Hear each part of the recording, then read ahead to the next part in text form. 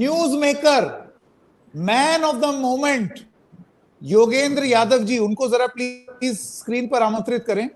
योगेंद्र यादव जी नमस्कार, मेरी आवाज आ रही है आपको? बहुत साफ आ रही है संकेत। मैं भाई कोई मैन ऑफ द मोमेंट नहीं हूँ। मैन ऑफ द मोमेंट है हिंदुस्तान का वो आम आदमी जिसने सत्ता के अहंकार को चूर कर दिया, वो मैन ऑफ द मोमेंट है। हमारा क्या काम है, हम तो डाकिए हैं, हमें बताना है उस खबर को जो हम देखते सुनते हैं। बस मुझे इस चीज की तसल्ली है कि मैं झूठ नहीं बोल रहा था। आपके साथ इतने समय से बातचीत हो रही थी और लोग आमतौर पे मान लेते हैं कि राजनीतिक कार्यकर्ता है तो झूठ बोल ही रहा होगा, प्रचार ही कर रहा होगा। तो मुझे इस चीज की तसल्ली है कि जो अपने गुरुओं से सीखा था झूठ ना बोलना, उस पे कायम रहा हूं, कोशिश की सही बताने की, और वो बात सही निकली। वो बड़ी बात नहीं है संकेत। सबसे बड़ी बात ये है कि इस देश की चुनाव व्यवस्था में विश्वास कायम हुआ है, क्योंकि बहुत लोगों के मन में डर था। और सच बात यह, पिछले 48 घंटे से मेरे मन में भी डर हो गया था कि हो ना हो कुछ हेरा फेरी होगी और एग्जिट पोल का इस्तेमाल उसे ढकने के लिए किया जाएगा। मैं गलत साबित हुआ उसमें, और मुझे बेहद खुशी है कि मैं गलत साबित हुआ। ईवीएम काम करती है, सही काम करती हैं, लोग जिसको वोट डालते हैं उसी का वोट दिखाई देता है। ये अपने आप में बहुत बड़ी चीज है। लेकिन सबसे बड़ी चीज जो है संकेत, वो ये है, ना ईवीएम इंपॉर्टेंट है, ना सेफोलॉजी और पोस्टरिंग इंपॉर्टेंट, क्योंकि ये चुनाव कौन बनेगा प्रधानमंत्री का चुनाव नहीं था, क्या होगा इस देश का उसका चुनाव था। सबसे बड़ी बात यह है कि अब इस देश के संविधान से छेड़खानी करने की हिम्मत किसी की नहीं होगी। सबसे बड़ी बात यह है कि लोकतंत्र बचा है। सबसे बड़ी बात यह है कि तंत्र पे लोक की विजय हुई। जिस तंत्र ने कब्जा कर रखा था, पैसा, मीडिया, मशीन, संगठन, सब चीज को लेके कैप्चर किया हुआ था, जनता ने उस अहंकार का और सत्ता का मान मर्दन कर दिया। मेरे लिए सबसे बड़ी बात यह है, और मेरे जीवन के जो सबसे सुंदर मोमेंट्स हैं उनमें से आज एक है। पहला मोमेंट था 1977 में, मैं बच्चा था, मैं 13-14 साल का था। तब चुनाव परिणाम आ रहे थे इमरजेंसी के बाद, और लोग बाहर सड़क पे कचहरी के बाहर खड़े हुए थे। और तब बीबीसी लंदन से मार्क टली ने कहा था कि इंदिरा गांधी पीछे है, कांग्रेस हार रही। और उस वक्त जो बिजली कौंध गई थी, मैंने वो देखा था और मुझे लगा था, आह, ये लोकतंत्र होता है क्या। वैसा ही आज उसके कितने साल बाद, उसके 47 साल बाद, आज वैसा ही महसूस होता है कि लोकतंत्र है, लोकतंत्र जिंदा है, और तंत्र जितना कोशिश कर ले लोक खड़ा हो सकता है। उसको सैल्यूट करना चाहिए। वो मैन ऑफ द मोमेंट है, वो news maker of the day. Yogendra ji, मुझे आपसे ये जानना है, मेरी अगर आपको आवाज आ रही हो? आवाज आ रही जी योगेंद्र जी, मैं आपसे ये समझना चाहता हूं कि आप कह रहे हैं ठीक है, मैन ऑफ द मोमेंट जनता है, वो सारे, आपका एक विश्लेषण ये है कि आपने वो मोमेंट देखा है जहां पर सत्ता के नशे को जनता ने ठुकराया है। लेकिन अभी भी अगर आप नतीजे देखें, दी एनडीए अलायंस इज एट 293, और ये आप ही के प्रिडिक्शन के हिसाब से बीजेपी 240 के आसपास, एनडीए 270, 280, 290 के आसपास। तो एनडीए अभी भी 272 को पार कर रही है, यानी कि सरकार वही बना रहे। ऐसे में किस चीज को आप कहते हैं कि सत्ता के नशे को तोड़ा है, कि विपक्ष मजबूत हुआ है? संकेत भाई, T20 शुरू हो रहा है और भारत की टीम वहां खेलने गई है। सुनते हैं अमेरिका ने भी आजकल क्रिकेट की एक टीम बना ली है। अब आप सोचिए, भारत की टीम का मुकाबला अमेरिका की क्रिकेट टीम से हो, और भारत की टीम 20वें ओवर के अंदर 2 बॉल रहते हुए उस मैच में 2 विकेट से जीत जाए। उसको आप जीत बोलेंगे कि हार बोलेंगे? देखिए, कोई भी चुनाव का जनादेश उसके राजनीतिक संदर्भ में होता है। सन 1986 में संयुक्त मोर्चा को कितनी सीट आई थी? 140-42 सीट आई थी। सबने सैल्यूट करके बोला कि तुम्हें सरकार बनाने का हक है। क्यों? क्योंकि संदर्भ था उसका, है ना। आज इस संदर्भ में ये मत भूलिए कि ये वो चुनाव था जिसमें बीजेपी के पास सब कुछ था, कांग्रेस के पास जितनी, विपक्षियों के पास जितना पैसा था, उससे 100 गुना पैसा बीजेपी ने चुनाव में लगाया होगा। मीडिया की तो कितनी बात करूं उतनी कम है। सारा इस देश का मेन स्ट्रीम मीडिया लामबंद होके इनकी चाटुकारिता में लगा था, इनके दलाल की तरह, इनके प्रवक्ता की तरह बात कर रहा था पूरा देश का मीडिया। इसलिए इलेक्टोरल बॉन्ड की सच्चाई इस देश तक कहीं नहीं पहुंच पाई, क्योंकि मीडिया ने बताई नहीं। पूरी व्यवस्था, चाहे वो पुलिस हो, प्रशासन हो, ईडी हो, इनकम टैक्स हो, और अफसोस ये है कि इलेक्शन कमीशन, सब बिल्कुल बीजेपी के कार्यकर्ता की तरह व्यवहार कर रहे हैं। अगर उस तरह के चुनाव में जहां इतना है, जहां अगर आप मैच की बात करें तो एक टीम 5 प्लेयर के साथ खेल रही है और दूसरी टीम 15 प्लेयर के साथ खेल रही है, और उसके अंदर अगर एक गोल फालतू कर जाए वो 5 प्लेयर वाली टीम, और उसके अंदर अगर मैच ड्रॉ हो जाए, तो आप क्या कहेंगे? बिल्कुल वैसा ही हुआ है। देखिए, इसमें एक पैसे का संदेह नहीं, और मैं आज नहीं कह रहा हूं, मैंने आपके शो पे पहले भी कहा था, अगर बीजेपी को 300 से 1 सीट कम आती है बीजेपी को, तो ये उसकी नैतिक पराजय है। अगर 272 से 1 भी सीट कम आती है तो उसकी राजनीतिक पराजय है, और अगर 250 से 1 भी सीट कम आती है तो नरेंद्र मोदी जी की व्यक्तिगत पराजय। और आज हम उस लेवल पे देख रहे हैं। निश्चित ही आज मुझे लगता है शाम तक 250 का आंकड़ा नहीं पार करेगी। इस वक्त 243 दिख रहा है, लेकिन वहीं कहीं पे कुछ मामला जाएगा। तो इसमें कोई संदेह नहीं है कि जनादेश बीजेपी के विरुद्ध है, जनादेश प्रधानमंत्री के विरुद्ध है, जनादेश एनडीए के विरुद्ध है। हाँ, आंकड़े और जोड़ तोड़ से सरकार किसकी बनेगी वो एक बिल्कुल अलग खेल है, और वो छोड़ दीजिए, आप 297 दिख रहे हैं, लेकिन अगर 270 भी होते एनडीए के, 260 भी होते एनडीए से, तो आपको लगता है किसकी सरकार बनती? मुंबई में चार्टेड प्लेन्स आते मुंबई से, और सब मामला 2-4 घंटे में सेटल हो जाता। देखिए, हम इसकी सच्चाई देखिए, मोदी एक व्यक्ति का नाम नहीं है, एक मोदानी करके चीज है जो इस देश को चला रही है, और वो मोदानी किसी और की सरकार बनने देगा? ये चीज नहीं हो। तो इसलिए वो छोड़ दीजिए, फिलहाल हम इस जोड़ तोड़ की बात नहीं कर रहे हैं।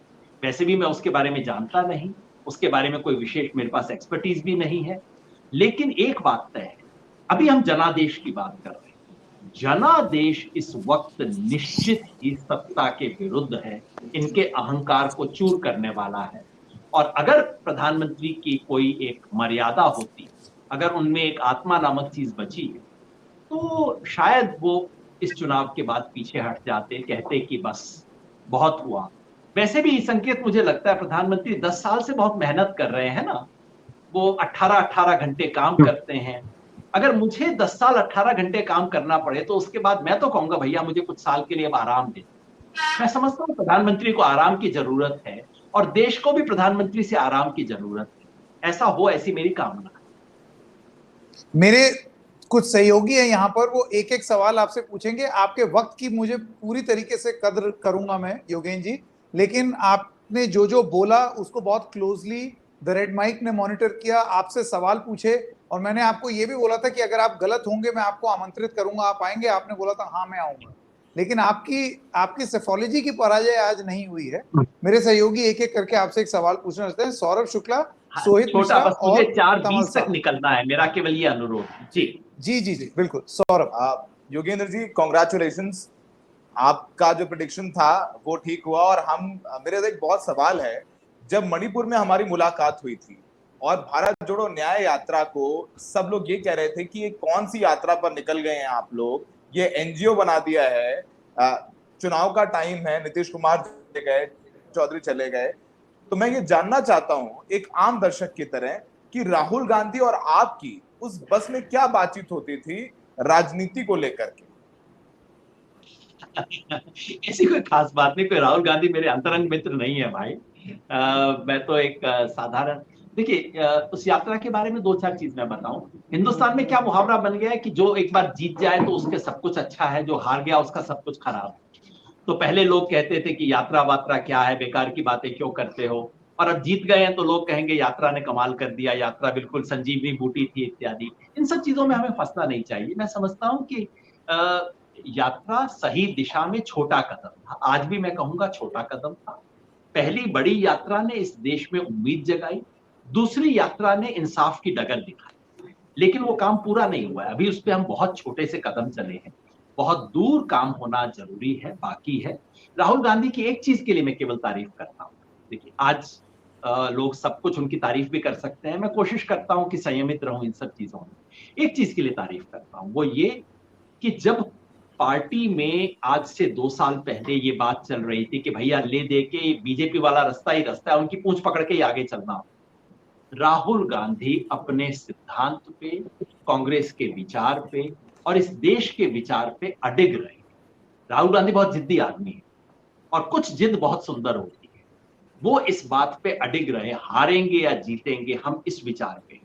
और दूसरा, उन्होंने कांग्रेस के अपने वोटर की पहचान की कि गरीब गुरबा हाशिए पे खड़ा व्यक्ति हमारा वोटर है। इसके बारे में बस में उनसे बहुत बात होती और वो खुद कहते थे कि देखिए विचित्र चीज ये है कि हमारी पार्टी का वोटर एक तरफ है और हमारी पार्टी की नीतियां और नेतृत्व दूसरी तरफ।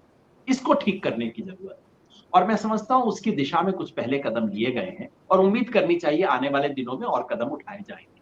बहुत लंबा फासला अभी तय करना बाकी है और जल्दी से कॉम्प्लेसेंट ना हो जाए, मेरे को बस इसी का डर है। सोहित मिश्रा और योगेंद्र जी, मेरे दो सहयोगी आपसे सवाल पूछेंगे। सोहित,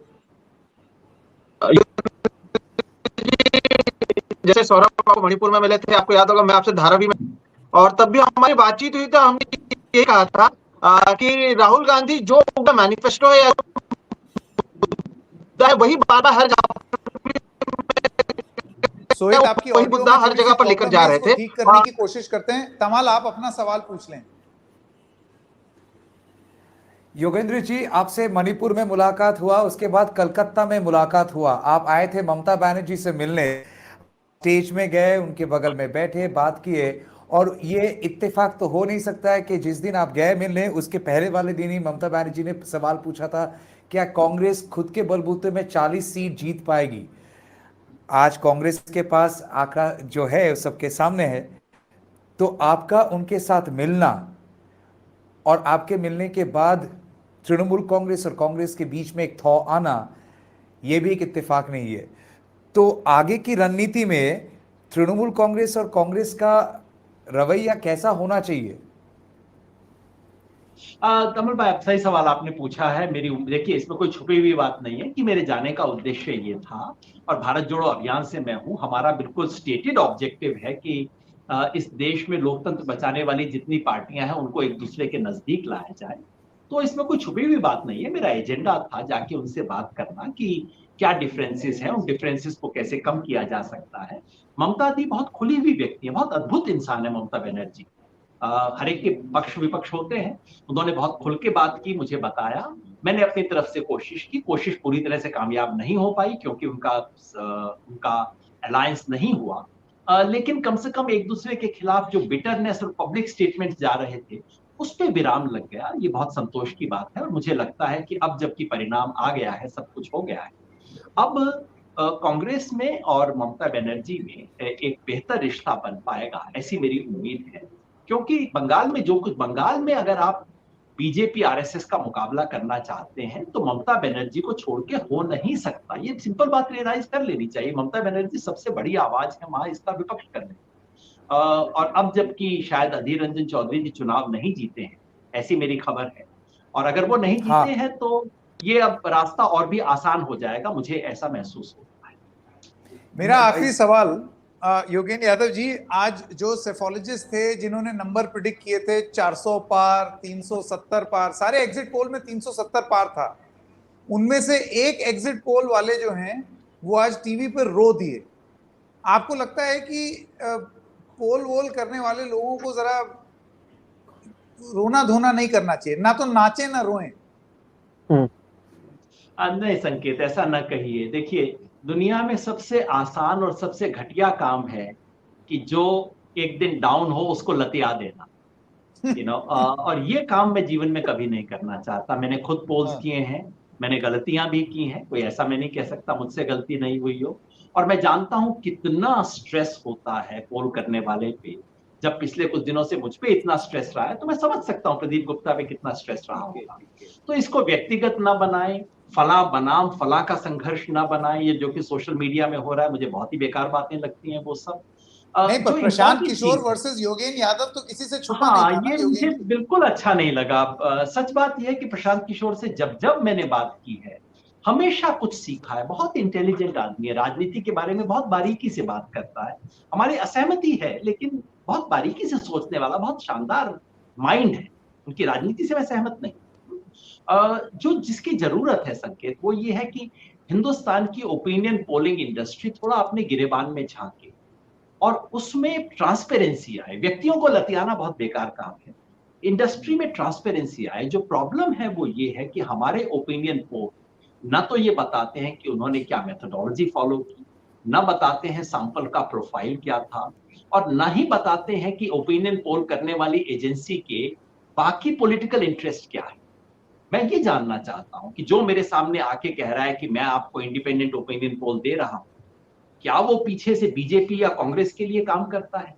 क्या उसका 90% पैसा रोटी पानी एक पार्टी से आता है? इन चीजों का डिस्क्लोजर होना चाहिए। मेरे लिए ट्रांसपेरेंसी और डिस्क्लोजर ज्यादा जरूरी है। सही गलत कोई भी हो सकता है। संयोग है कि आज मैं सही हूं, वो गलत है। किसी दिन ऐसा भी हो सकता है कि वो सही हूं, मैं गलत हूं। उसका जिक्र आया तो एक बात और कह दूं, मेरी आगे से ये करने की कभी कोई इच्छा नहीं। मैं करना नहीं क्यों चाहता था, भाई? मजबूरी में करना पड़ा, और उम्मीद करता हूं कि आगे ऐसा काम मुझे कभी नहीं करना पड़ेगा। मैं राजनीतिक कार्यकर्ता हूं, राजनीति करना चाहता हूं। पोलिंग से अपॉलॉजी करने में कोई दिलचस्पी नहीं। धन्यवाद। योगेंद्र जी बस 1 मिनट ले लीजिए। सोहित की ऑडियो खराब हो गई थी, वो अपना सवाल पूछ दे आपसे, बस सिर्फ एक। सर अगर मेरी आवाज सोहित सही आ रही है तो योगेंद्र सर, आपसे सवाल यह है कि जब आपसे मुंबई में भी मुलाकात, ये आपने कहा था कि राहुल गांधी जो सोच रहे हैं और जो मैनिफेस्टो बनाया है वो बहुत अलग बनने वाला है। क्या आपको लगता है कि जो मैनिफेस्टो में वादे किए गए या जो मैनिफेस्टो में कहा गया उस पर भी वोट किया गया? क्योंकि आमतौर पर हम देखते हैं कि मीडिया में कोई एक मुद्दा बनाया जाता है, हिंदू मुस्लिम हिंदुत्व, ये मुद्दा होता है। मैनिफेस्टो सौरभ पे के एकदम वोटिंग क्वेश्चन नहीं, का सार है, समझ गए। मैनिफेस्टो पर वोटिंग हुई या नहीं? देखिए, मैनिफेस्टो पे एकदम वोटिंग नहीं होती है, बहुत समय की बात है। लेकिन अब कांग्रेस ने सही लीक पकड़ ली। कांग्रेस ने अपनी नीतियों को अपने जनाधार से जोड़ा है। अपनी विचार पार्टी को विचारधारा से एक तरफ जोड़ा है, दूसरा जनाधार से जोड़ा है। और वो जोड़ के अगर कांग्रेस इस लीक पर चलती रही, जिसे मैं इंसाफ की डगर कहता हूं, न्याय की डगर, उस पे चलती रही, तो कांग्रेस और बेहतर हो जाएगी। ये कांग्रेस की बात है।